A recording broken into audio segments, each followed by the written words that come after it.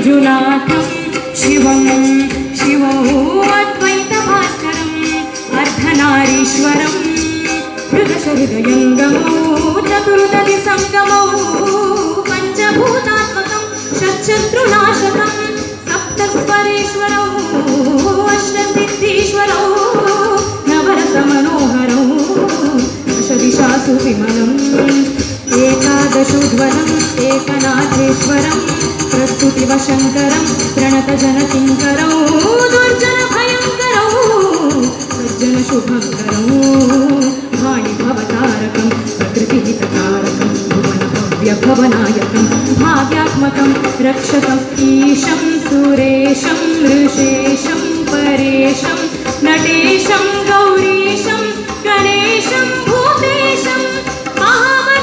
महामधुरपञ्चाक्षरी मन्त्रवाचं महाहर्षवर्षप्रवर्षौ सुशेषौ नमो हराय स्मरहराय च पुरहराय च रुद्राय च भद्राय च इन्द्राय च नित्याय च निर्मिताय च महाप्राणदीपं शिवं शिवं भजे मंजुनाथं शिवं शिवं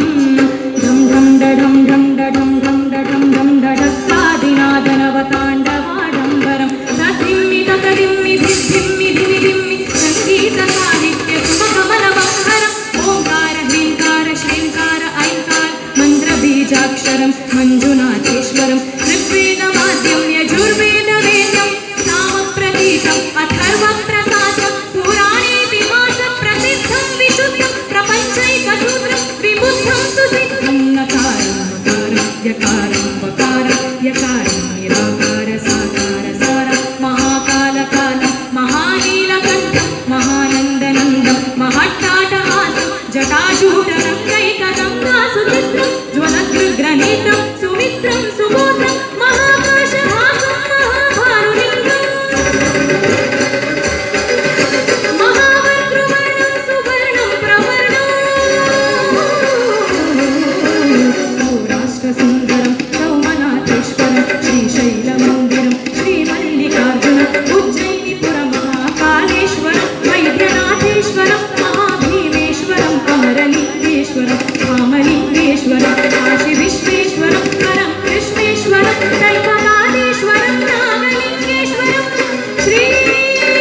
केदारलिङ्गेश्वरम् अग्निलिङ्गात्मकं ज्योतिर्लिङ्गात्मकं वायुलिङ्गात्मकं आत्मलिङ्गात्मकं अखिललिङ्गात्मकं अग्निसोमात्मकं